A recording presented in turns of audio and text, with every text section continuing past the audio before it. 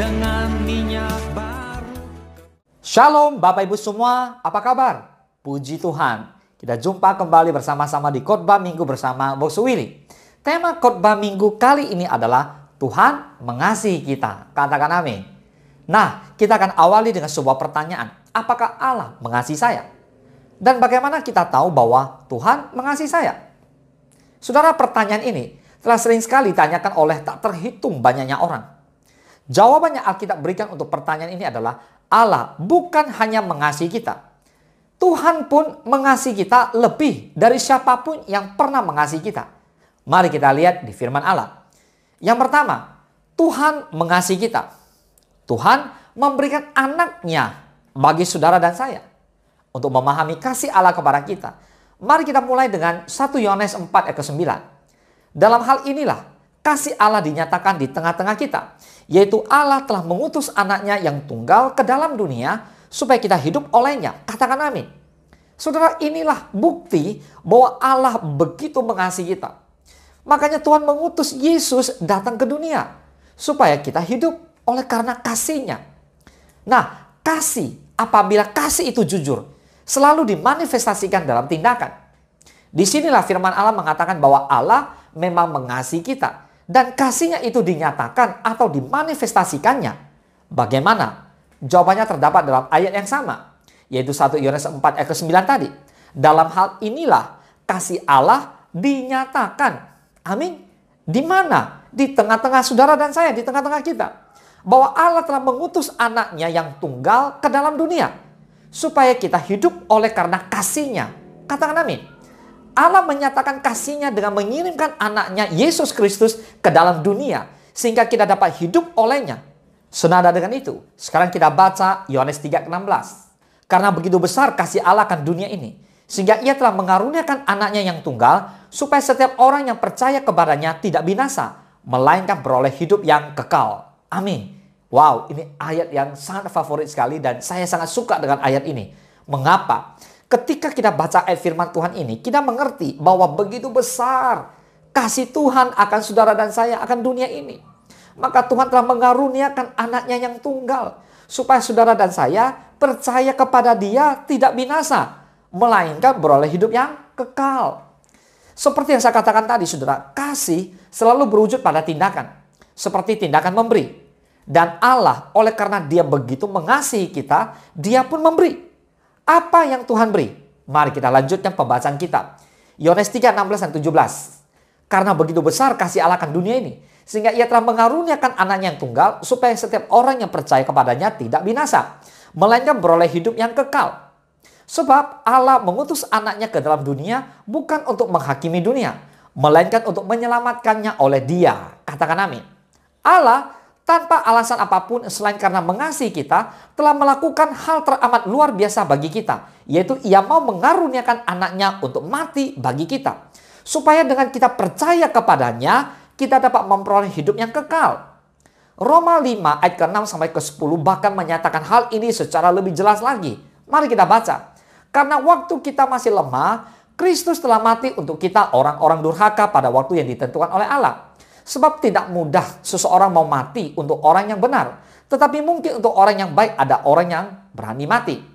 Akan tetapi Allah menunjukkan kasih-Nya kepada kita. Oleh karena Kristus telah mati untuk kita. Karena kita masih berdosa. Lebih-lebih karena kita sekarang telah dibenarkan oleh darah-Nya. Kita pasti akan diselamatkan dari murka Allah. Sebab jikalau kita ketika masih seru diperdamaikan dengan Allah oleh kematian anaknya. Lebih-lebih kita yang sekarang telah diperdamaikan. Pasti akan diselamatkan oleh hidupnya. Katakan amin. Perhatikan baik-baik. Ada kalimat mengatakan Allah menunjukkan kasih-Nya kepada kita. Pertanyaannya, bagaimana Allah menunjukkan kasih-Nya kepada kita? Tuhan bukan saja mengaruniakan anaknya bagi kita. Tetapi Ia mengaruniakannya ketika kita masih dalam keadaan berdosa. Masih durhaka. Sama sekali harusnya tidak layak untuk menerima pengorbanannya sedemikian dahsyatnya. Sedemikian besarnya. Pernyataan yang sama dapat kita lihat di Efesus 2, yaitu ayat pertama sampai ketiga. Kita baca. Kamu dahulu sudah mati karena pelanggaran-pelanggaran dan dosa-dosamu. Kamu hidup di dalamnya karena kamu mengikuti jalan dunia ini. Karena kamu mentaati penguasa kerajaan angkasa, yaitu roh yang sekarang sedang bekerja di antara orang-orang durhaka. Sebenarnya, dahulu kami semua juga terhitung di antara mereka. Ketika kami hidup di dalam hawa nafsu daging dan menuruti kehendak daging dan pikiran kami yang jahat. Pada dasarnya kami adalah orang-orang yang harus dimurkai, sama seperti mereka yang lain. Wow, pada ayat-ayat ini saudara, saya menandai beberapa kata yang menunjukkan keadaan di masa yang lampau. Hal itu untuk memberikan penekanan bahwa bagi kita yang sungguh-sungguh percaya kepada Tuhan Yesus Kristus dan kebangkitannya, maka keadaan yang digambarkan dalam ayat-ayat ini adalah masa lalu. Kita dahulu sudah mati. Dengar ya, kita dahulu sudah mati. Karena apa? Karena pelanggaran-pelanggaran dan dosa-dosa, dan kita dahulu adalah orang-orang yang seharusnya dimurkai. Namun sekarang kita tidak lagi berada dalam keadaan seperti itu. Mengapa? Karena keadaannya digambarkan dalam ayat-ayat ini sudah menjadi sejarah bagi kita. Bukan hanya merupakan keadaan kita sekarang lagi. Dari keadaan itulah kita telah dilepaskan.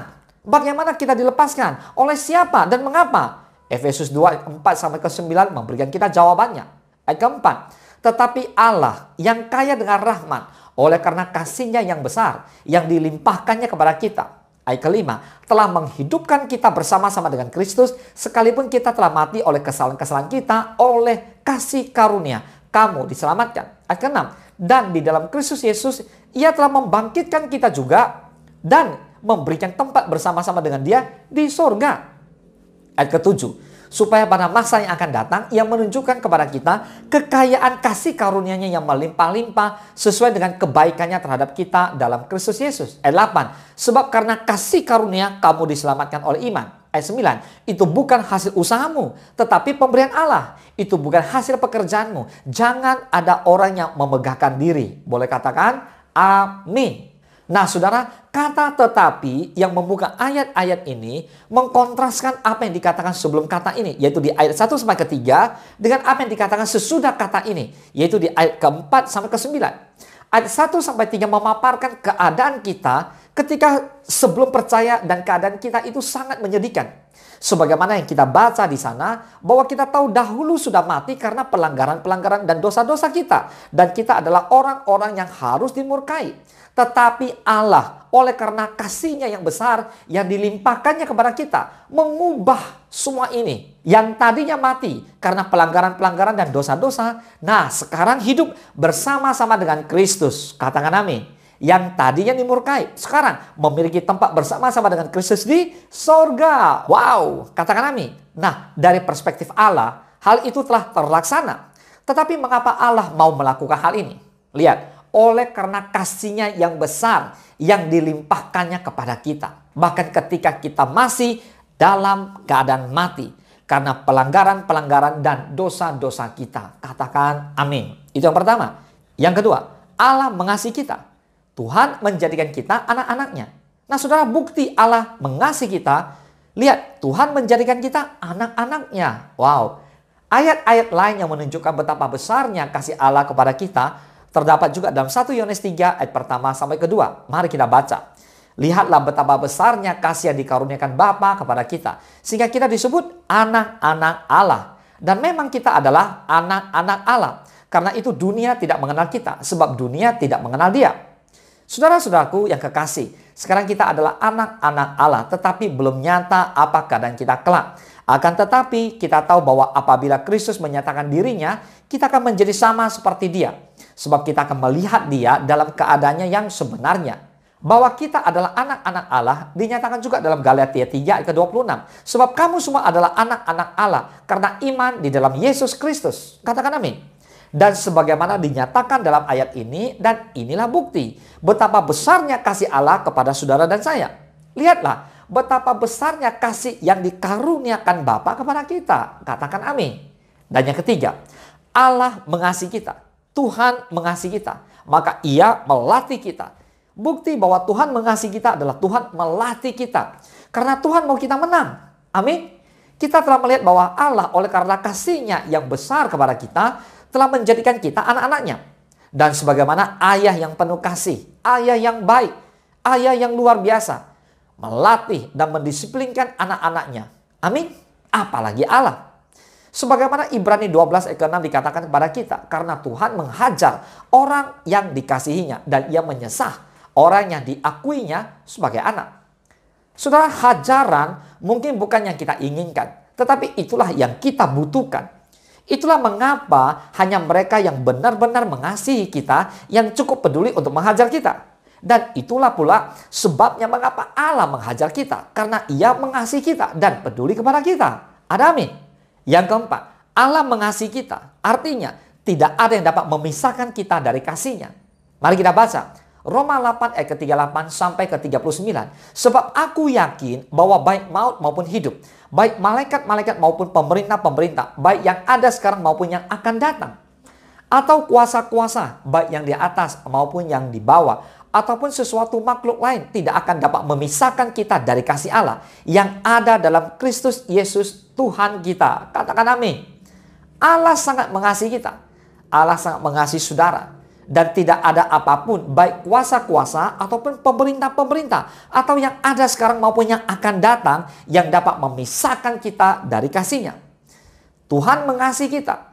Dan Tuhan tidak akan pernah berhenti mengasihi kita.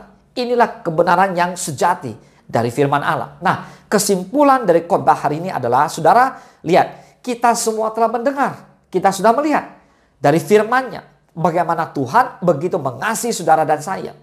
Karena kasih-Nya dibuktikannya dengan mengaruniakan anaknya yang tunggal bagi saudara dan saya. Dan Tuhan melakukannya bahkan ketika kita masih dalam keadaan berdosa dan durhaka. Melakukan hal ini bagi orang benar dan baik adalah pengorbanan yang sangat besar. Tetapi kita bukan orang-orang yang baik dan benar. Kita dahulu adalah orang-orang berdosa. Orang-orang yang durhaka. Yang sudah mati karena pelanggaran dan dosa-dosa kita. Namun ini tidak menghentikan Allah. Dia begitu mengasihi kita dan oleh karena kasih-Nya kepada kita, yang mengaruniakan anaknya yang tunggal kepada saudara dan saya. So ketika kita masih menjadi orang-orang berdosa, sehingga dengan percaya kepada Tuhan, maka kita menjadi hidup dalam Kristus dan memperoleh tempat di sorga bersama-sama dengan Dia. Lebih jauh lagi, kita melihat bahwa Allah begitu mengasihi kita, sehingga menjadikan kita anak-anaknya. Dan sebagaimana ayah yang baik menghajar anak-anaknya, terlebih lagi Allah. Akhirnya kita juga melihat bahwa kasih Allah begitu besar dan tidak ada apapun yang dapat memisahkan kita dari kasih Allah. Dengan kata lain, tidak ada apapun yang dapat membuat Allah berhenti mengasihi saudara dan saya. Katakan amin. Mari saudara, kita bersyukur dan berterima kasih senantiasa kepada Tuhan kita, Yesus Kristus, yang selalu mengasihi saudara dan saya. Yang percaya dan mengerti boleh bersama-sama katakan amin. Mari kita bersatu dalam doa. Bapa di dalam surga, terima kasih. Kami menyadari betapa besar kasih Tuhan kepada kami. Oh Tuhan, terima kasih.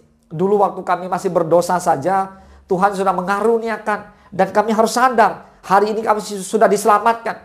Harusnya kami harus hidup lebih benar, hidup lebih sungguh-sungguh, hidup lebih taat, hidup lebih takut akan Tuhan.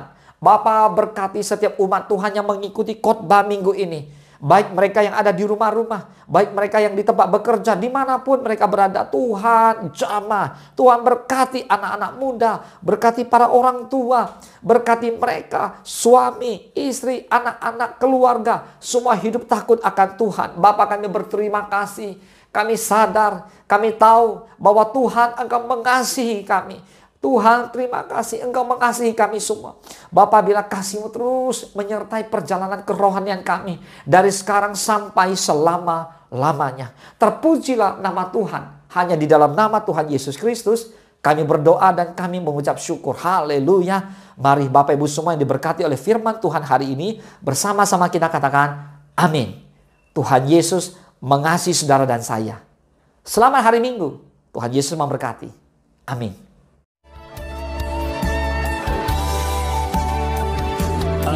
Sediakan hidangan di hadapan lawanku. Engkau mengurapi kepalaku dengan minyak baru. Ku sembah Kau Tuhan, ku sembah Kau Yesus. Ku tinggikan nama-Mu di atas segalanya. Ku sembah Kau Tuhan, sembah Kau Yesus, ku tinggikan namamu.